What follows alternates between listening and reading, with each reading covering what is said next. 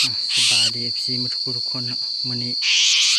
นกต่อได้มื้อนั้นจักมันเป็นอย่างมันเจ็บขาบ่หรือว่าเจ็บปีกมันบินขึ้นบ่ได้สบายดีเอฟซีมาทุกคนเนาะมื้อนี้นกต่อได้มื้อนั้นจักมันเป็นอย่างมันเจ็บขาบ่หรือว่าเจ็บปีกมันบินขึ้นบ่ได้ไล่ออกมาจากคอกใหญ่เนาะไล่ออกมาจากคอกใหญ่นกก็ไล่ออกมาเลียนโตแล้วอยู่ในกระสองโตอยู่ไล่ออกมา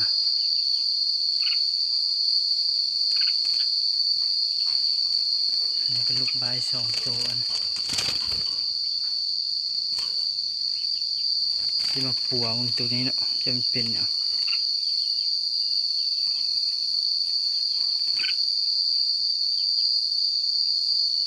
จะมันเจ็บอย่างมันหมูหูตัวอะไรคนมาโหดตัวนี้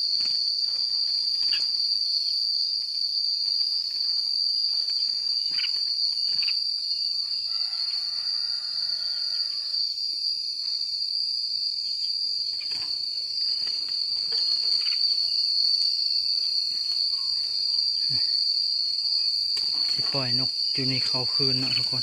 เขาคอกในคืน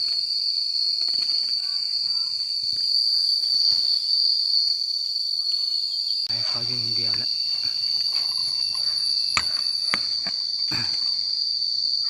ไว้แก่ป่าตัวนี้เขานี่นะเป็นอะไรเรื่องอาการมันเนาะตอนนี้ชิไล่นกลูกใบเขาอยู่น้ำเดียวเนาะทุกคนแล้วยังพยายามมึงตูมเขาเกาะไปหลังบ้านเขาแล้วลูกใบเขาอยู่น้ำเดียวแล้ว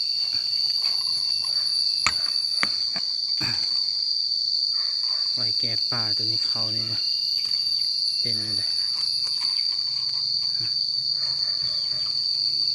เรื่องอาการมันเนาะ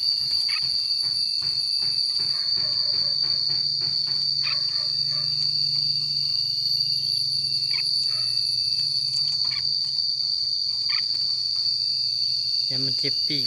มันถึกโดนนะ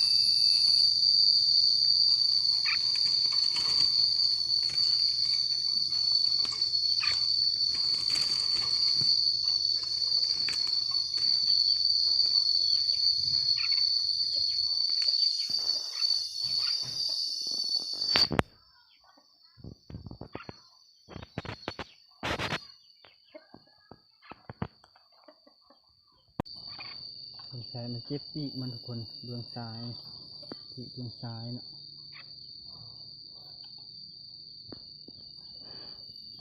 ปีกดวงซ้ายมันเอาบางม่วงใส่ให้มันแหละ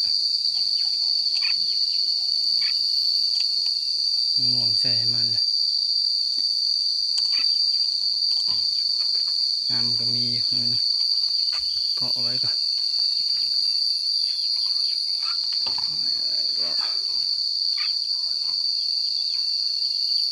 ม่วงเจ็บปีกเนาะนกได้ไหม2 ตัวน้อยก็เอาม่วงให้มันก่อนม่วงยัง3 หน่วย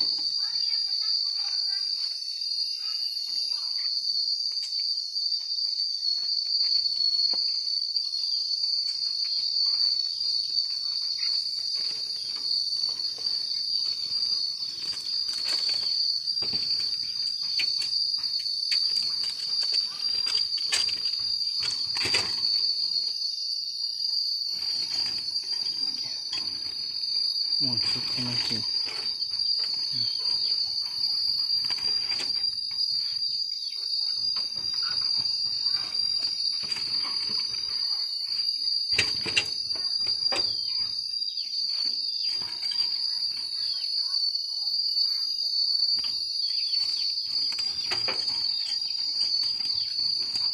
โอ้เกาะมันบุได้เชื่อไป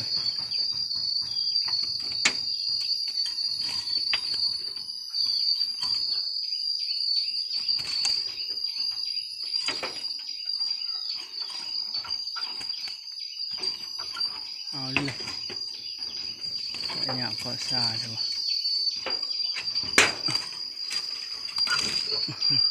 ยากเลยเนาะ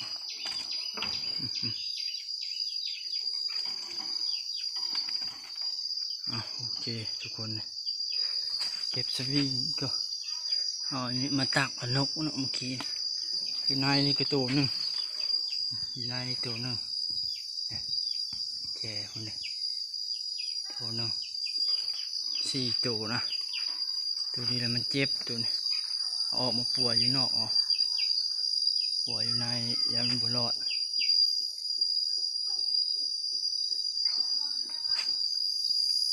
ป่ามาทุกคนห้องทั้งนี้แหละพิษเปรี้ยวอยู่นกเขาเกาะอยู่ทั้งหลังพุ่นแหละไปเกาะที่เสาฉะนั้นจึงไปลุ้นเบิ่งน้ำกันเนาะทุกคน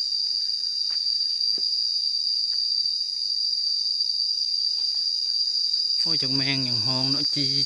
อยู่นานมืดแถวนี้เจ็บปีกแค่นกตัวนี้เฮาต่อได้นี่พอมาห้าวตอนต่อได้นะมาเมื่อนี้เจ็บปีกสัก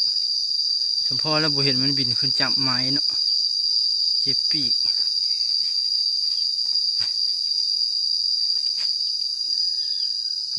มันเนาะ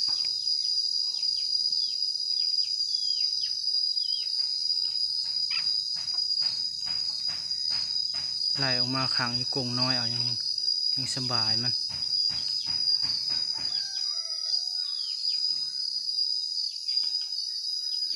เนี่ย2 ตัวลูกใบก็อยู่นี่ทุกคนเลยนี่ไฟมักลูกใบเนาะมักลูกใบเนี่ย2 ตัวอันนี้ก็2 ตัวลูกใบไล่ออกมาอยู่นอก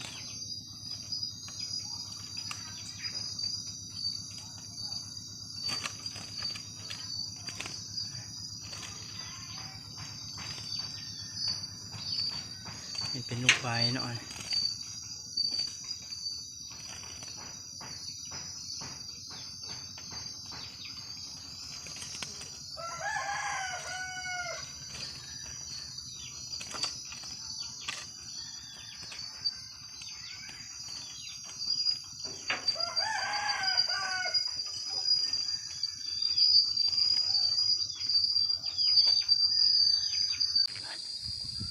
พยายามเบิ่งตุ่มต่อเนาะทุกคนเมื่อกี้นกตัวนึงเผาอีกแล้วบินหนีเลย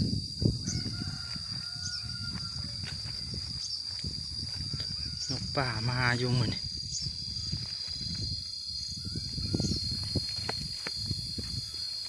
มากับโบกาเข้าไกลนกเป็นอะไรมาห้องเรียวอยู่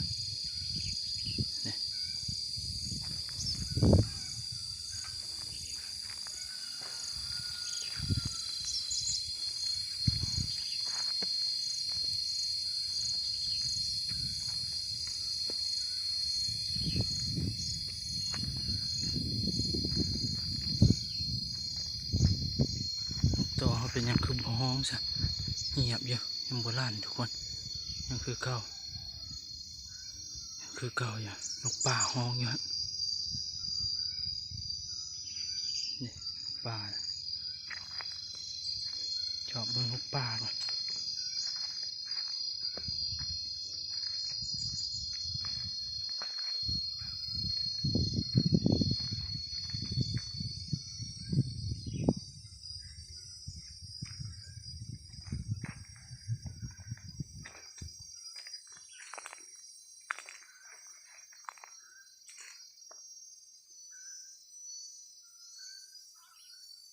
ไม่ง่ายๆนะนกป่านะ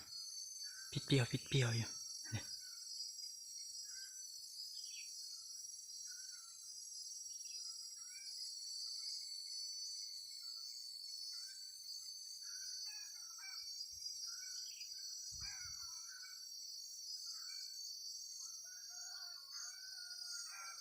มันยอมมาลงบินผ่านไปผ่านมาเนี่ย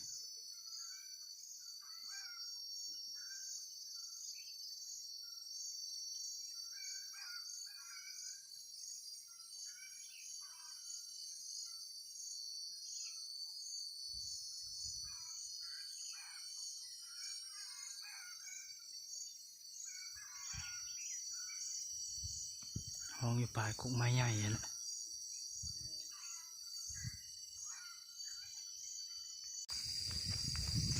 กลับเงินก่อนทุกคนนกมันอยู่ปลายกกไม้ใหญ่ๆนกต่อเขาก็ยังเกาะกันบางทีก็ไล่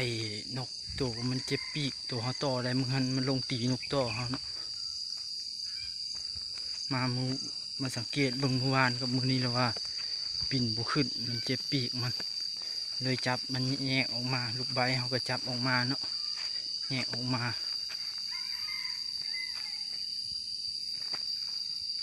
ทำมาลุ้นเบิ่งมันชิลงบนนกตัวนี้มันแล้ว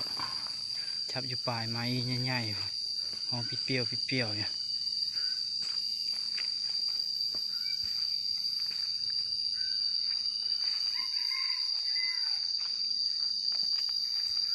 นกปลาลอยมากนะ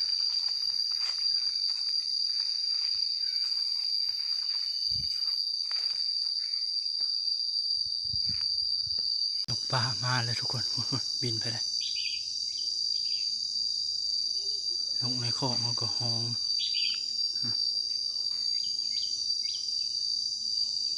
วนไปวนมาอยู่ไปหานกต่อแล้วก็บินมานี่แล้วก็บินนี้แล้วก็มานี่ไปหานกต่อ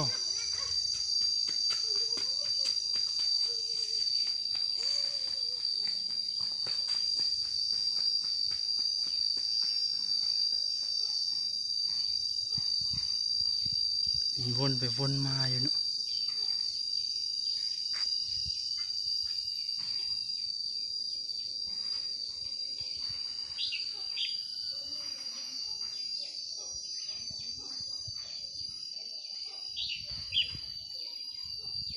ลูกใบก็ห้องอยู่